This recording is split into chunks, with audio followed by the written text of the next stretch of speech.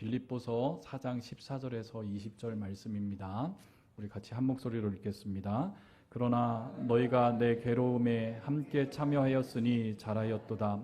빌립보 사람들아, 너희도 알거니와 복음의 시초에 내가 마게도냐를 떠날 때에 주고받은 내 일에 참여하는 교회가 너희 외에는 아무도 없었느니라. 데살로니가에 있을 때에도 너희가 한 번뿐 아니라 두 번이나 나의 쓸 것을 보내었도다. 내가 선물을 구함이 아니요 오직 너희에게 유익하도록 풍성한 열매를 구함이라. 내게는 모든 것이 있고 또 풍족한지라. 에바브로 디도 편에 너희가 준 것을 받음으로 내가 풍족하니 이는 받으실 만한 향기로운 제물이요 하나님을 기쁘시게 한 것이라. 나의 하나님이 그리스도 예수 안에서 영광 가운데 풍성한 대로 너희의 모든 쓸 것을 채우시리라.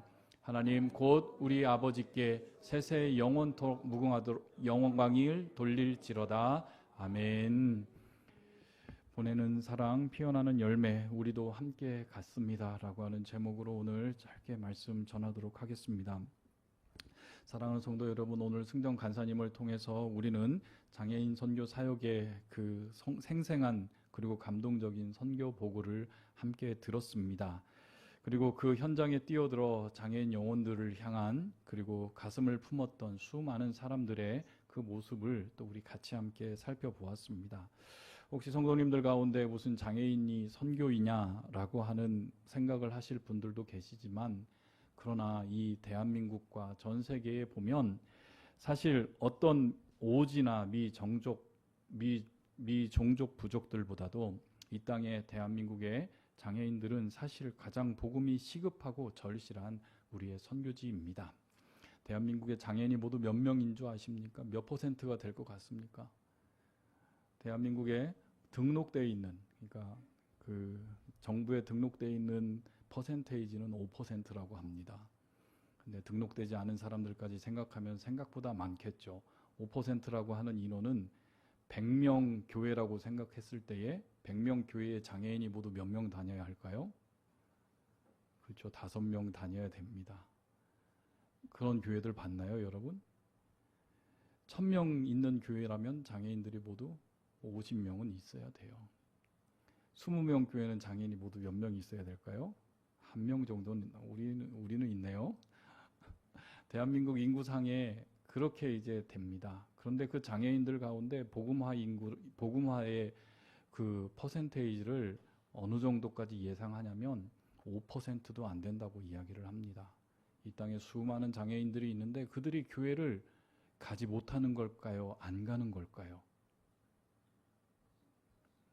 가지 못한다고 생각하지만 그렇지 않습니다. 안 갑니다. 왜 그렇겠습니까? 교회가 장애인들에게 복음을 전해주지 못하기 때문입니다. 장애인들도 똑같이 원하는 것은 복음을 원하지 우리가 돕기를 원하는 것 원치 않습니다. 그런데 그토록 많은 이들이 복음의 소외를 받고 있는 그 현장이 장애인 사역이기도 하고 또 선교지이기도 하고, 또 제가 우리 교회에 오기 전에 또 장애인 사역자로 있었기 때문에 같이 이런 마음을 품게 되는 것 같습니다. 그런데 장애인 선교만이 선교가 아니라 사실은 우리는 선교를 감당해야 되는 것이 바로 우리 교회의 사명이고 숙명입니다. 왜냐하면 우리 주님께서 이 땅을 떠나시면서 교회의 제자들에게 말씀하시고 명령하신 것이 너희는 모든 족속으로 제자를 삼아 아버지와 아들과 성령의 이름으로 세례를 주고 너희에게 모든 것을 분부한 것을 가르쳐 지키기를 하셨던 그 선교에 대한 명령이 우리 마음에 새겨져 있기 때문입니다. 비록 우리 한마음교회는 우리의 여력이 직접 선교사를 파송할 수 없을지라도 온 성도가 같이 함께 선교지를 방문하며 그곳에서 선교를 할 수 없는 그 부족한 현실이다 할지라도 이번 여름 우리는 보내는 선교사로서 우리 승전 간사님이라고 하는 거룩한 통로를 통해서 우리가 마음과 기도를 모았고 또 우리의 물질과 재정을 모았고 또 주님의 사역에 기꺼이 함께 동참했습니다. 바로 그 이야기를 오늘 본문 사도 바울은 우리에게 이야기해 줍니다. 우리가 같이 함께 했었던 이 사역에 대한 이야기를, 감사를 우리의 고백만이 아니라는 것입니다. 이미 2000년 전에 사도 바울도 자신이 몸소 가지 못한 곳을 함께 해준 이들, 그들에게 감사를 전한 적이 있습니다. 자신은 감옥에 갇혀 있었고 성도들은 그저 재정을 보냈을 뿐인데 바울은 그 참여를, 그 후원을 결코 가볍게 사소하게 여기지 않았습니다. 오늘 같이 함께 읽은 빌립보서 4장은 바로 그 이야기를 우리에게 전해주고 있습니다. 몸소 함께 하지는 못했어도 마음과 물질과 기도로 동참한 그들의 헌신이 바로 바울의 전도 여행의, 선교 여행의 그 자체로 사용된 감사의 제물이었다고 우리에게 말합니다. 오늘 함께 읽은 빌립보 4장에서는 바울은 빌립보 성도들에게 가장 깊은 감사의 말씀을 전합니다. 우리 15절 말씀 같이 함께 읽겠습니다. 빌립보 사람들아, 너희도 알거니와 복음의 시초에 내가 마게도냐를 떠날 때에 주고받은 내 일에 참여한 교회가 너희 외에는 아무도 없으니라. 빌립보에서 사역을 감당하였던 바울이 빌립보 교회를 떠나 이제 마게도냐를 떠나 새로운 사역지인 데살로니가에 도착했을 때에 아무도 없었던, 그리고 그가 원했던 아시아 지역이 아닌 유럽으로 갔을 때에 그의 생각해왔던 그 외로움을 한번 생각해 보십시오. 아무것도 없었습니다. 그때에 뜻밖에도 에바브로디도의 손을 통해서 빌립보 성도들이 후원이 도착했습니다. 바울이 먼저 요청한 것도 아니었습니다. 그럼에도 불구하고 빌립보 교회 성도들은 바울의 외로움과 필요를 먼저 헤아려 한 번이 아니라 거듭해서 바울을 후원하고 있었습니다. 참여한 교회가 너희 외에는 아무도 없었느니라. 이 고백이 바울의 외로움이 여러분들 마음속에 느껴지십니까?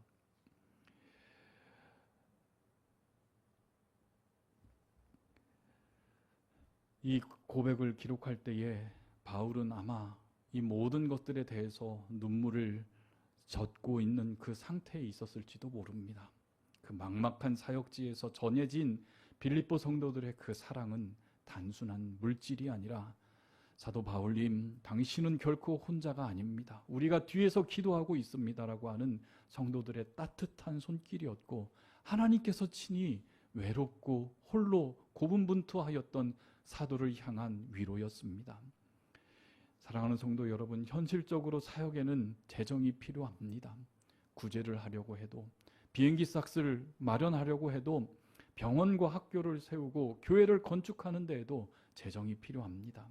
그러나 바울이 빌립보 교회를 인해서 그토록 감동하고 격동했었던 이유는 그들에게, 바울에게 보내진 재정 때문이 아니었습니다. 그것은 보내는 이들의 진정한 사역에 대한 동참하는 마음이었고, 함께 짐을 지는 마음이었고, 그리고 거룩한 기도를 그들은 같이 함께 하였기 때문입니다. 그래서 바울은 그 후원을 가리켜 이렇게 17절로 고백합니다.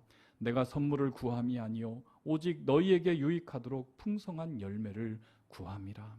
사랑하는 성도 여러분, 우리가 지난 여름 같이 함께 섬겼던 선교로, 그리고 승전 간사님을 통해서 보낸 작은 물질과 기도는 결코 단순한 후원금이 아니었습니다. 하나님께서 가장 기뻐 받으시는 거룩한 예배요 향기로운 제물이었습니다.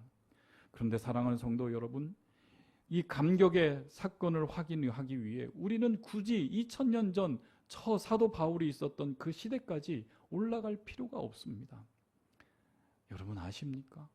불과 100여 년 전 이 땅, 대한민국이 조선이라고 하는 일제 감정기 시대에 지금 우리가 발로 딛고 있는 이 땅에 대한민국의 복음을 전하기 위해 똑같은 역사가 그대로 반복되었다는 사실입니다. 누군가는 몸소 이 땅을 복음을 들고 밟았고, 또 누군가는 그를 보내기 위해서 기도하며 재정을 흘려보냈습니다. 그리고 그 바로 보내는 사랑의 열매로 지금 우리가 이 자리에서 예배하는 자가 되었습니다.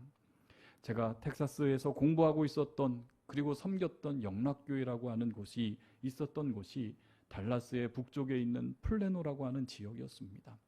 그리고 그 교회는 꽤 규모가 있는 교회였기 때문에 오늘처럼 선교 주일로 드리는 그 사역 안에서 제가 사역하였던 어린이 아동들에게 그 텍사스에서 보냈던, 한국으로 보냈던 선교사들을 리서치하는 과정 중에 바로 그곳에서, 그 땅에서 조선 땅에 100여 년 전에 이 낯선 나라를 향해 자신의 목숨을 내놓았던 25살 정도 되었던 여 선교사님이 계셨습니다.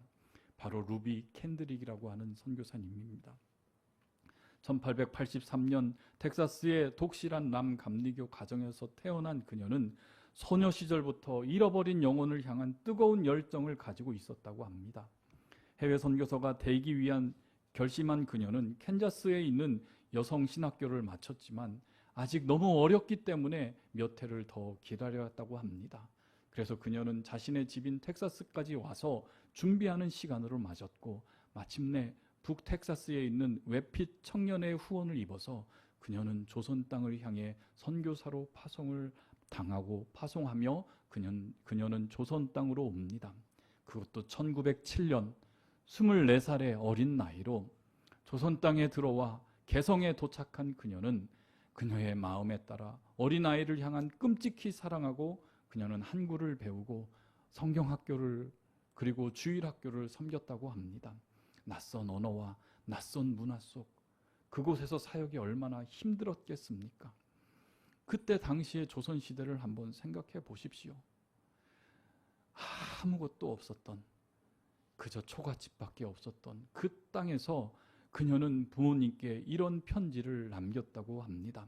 사랑하는 어머니, 아버지, 이곳 조선 땅은 참으로 아름다운 곳입니다. 복음을 듣기 위해 20km를 맨발로 걸어오는 어린아이를 볼 때 오히려 제 마음이 위로를 받습니다. 제가 이곳에 오기 전에 뒤뜰에 심었던 한 알의 씨앗이 내년이면 온 동네의 꽃으로 가득하겠지요. 저는 이곳에서 한 알의 작은 씨앗이 되기로 결심했습니다. 제가 이 땅에 묻힐 때에 하나님의 때가 이르면 조선 땅에는 수많은 복음의 꽃이 피어날 것입니다. 저는 이 땅에 제 심장을 묻겠습니다. 안타깝게도 그녀는 조선에 온 지 불과 9달 만에 사랑하는 마음으로 영혼을 품고 조선에서 하나님의 복음을 전하겠다고 하는 그 꽃다운 24살에 조선 땅에 왔었던 그녀는 불과 9개월 만에 2008년 6월 급성 맹장염으로 25세 나이에 하나님께 부르심을 받게 됩니다. 미처 선교의 꽃을 다 피우지 못하고 세상을 떠나며 그녀는 지금도 서울에 있는 양화진 선교사 묘지에 묻혀 있고 그 묘비에 새겨 있는 이 말을 남겼습니다. 만일 내게 줄 수 있는 1000개의 생명이 있다면 그것을 모두 조선에게 주겠노라. 저 아리따운 여인, 여러분 보이십니까?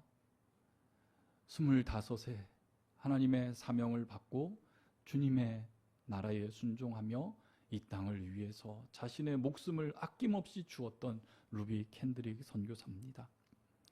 그녀는 마지막 숨을 거두기 전에 텍사스에 있는 자신의 고향 교회 선배 후배 청년들에게 이런 말을 남겼다고 합니다. 내가 죽거든 텍사스 청년들에게 조선의 복음을 전하러 오라고 전해 주십시오.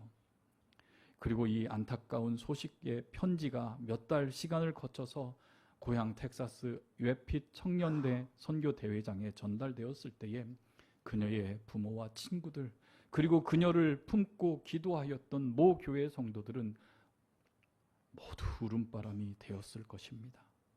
그리고 그 슬픔은 거룩한 선교의 불길로 번졌다고 합니다.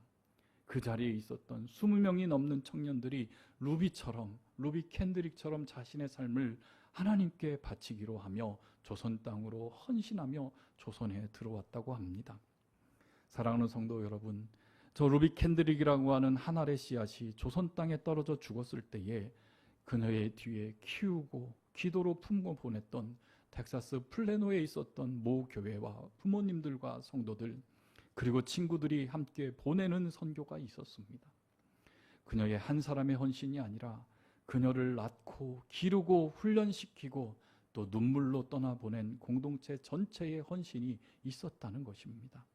오늘 우리가 이 대한민국 이 땅에서 100여 년이 지난 이 순간 복음의 씨앗으로 남겨져 그녀가 기도하고 편지를 보냈던 것처럼 내가 씨앗으로 숨기면 복음의 열매들이 많이 맺힐 것입니다라고 하는 그 기도가 간절한 소망이 지금 이 자리에 있는 저와 여러분 한마음께 우리 성도들의 바로 복음의 열매로 있었다면 바로 그 뿌리에는 이름도 없이 보내기만 했었던 수많은 손길들이 있었음을 우리는 기억해야만 합니다. 사랑하는 한마음교회 성도 여러분, 비록 우리 교회는 형편과 여건을 보면 당장이라도 지금 이 여름에 선교사를 파송하려거나 아니면 큰 선교센터를 짓거나 할 만한 여력은 우리에게는 없습니다. 그러나 낙심할 이유는 없습니다. 오늘 바울을 도왔던 이 빌립보 교회처럼, 그리고 이름 없이 수많은 선교사들을 품고 지냈던 우리 이 땅에 있었던 수많은 교회들처럼 우리도 우리를 대신하여서 복음의 현장에서 수고하는 우리 김승선 간사님, 그리고 앞으로도 계속 세우실 선교사님들을 기도로 품고 또 정성껏 재정을 흘려보내며 보내는 선교에 우리는 동참할 수 있다는 것입니다. 하나님께서는 그런 작은 정성들을, 작은 헌신들을 사용하셔서 한 영혼을 살리시는 큰 역사를 하나님께서는 세우실 것입니다. 그러나 오늘 바울이 우리에게 가르쳐주는 것은 그것만이 아닙니다. 빌립보서 4장 17절 말씀 같이 읽겠습니다. 내가 선물을 구함이 아니요 오직 너희에게 유익하도록 풍성한 열매를 구함이라. 아멘. 오늘 이 말씀에 의하면 선교는 선교사만 열매를 맺는 일이 아닙니다. 보내는 사람도 하나님 앞에서 열매를 맺습니다. 우리가 드리는 작은 기도와 헌신, 작은 물질은 복음의 현장에서 쓰일 뿐만 아니라 우리 자신의 믿음을 더욱더 성숙하게 하고 우리 교회를 더욱더 하나님 나라의 교회로 세워가는 영적인 풍성한 열매로 맺게 된다는 사도 바울의 가르침입니다. 사랑하는 성도 여러분, 우리 한마음교회의 선교 사역에 대한 비전을 저는 우리 성도님들과 함께 꿈을 꾸게 됩니다. 내년부터는 우리가 더욱더 여건이 넉넉하지 않더라도 바로 이 교회의 존재의 이유인, 아니 하나님 주님께서 이 땅을 떠나시면서 우리 교회에 맡겨주신 사명을 구체적으로 감당할 수 있는 교회가 되기를 소망합니다. 작은 선교지 한 곳이라도, 한 분의 선교사님이라도 우리 성도가 같이 한 마음으로 품고 매달 정성껏 기도하며 그들을 후원하며 보내는 선교사를 기쁨으로 감당할 수 있는 교회가 되기를 마음에 꿈꿔봅니다. 사랑하는 성도 여러분, 우리가 보낸 사랑은 결코 흘려보내고 사라지지 않습니다. 하나님께서 그것을 향기로운 제물로 기뻐 받으셨고 그 사랑을 보내는 우리에게도 풍성한 믿음의 열매로 우리에게 맺혀 있습니다. 이것이 바로 사도 바울이 빌립보 교회에 전한 감사의 고백이며 오늘 한마음교회를 향하신 하나님의 약속이기도 합니다. 사랑하는 성도 여러분, 이 귀한 하나님의 말씀을 보내드리는 이 사역에 우리 한마음교회가, 우리 성도님들이 모두 사용되어지기를, 동참되어지기를, 그리고 하나님께서 우리 교회를 복음을 보내는 교회가 되기를, 열매를 맺는 교회가 되어 세워주시기를 우리 주 예수 그리스도의 이름으로 간절히 축원하며 같이 기도하겠습니다. 우리 같이 함께 말씀을 생각하면서 기도하겠습니다.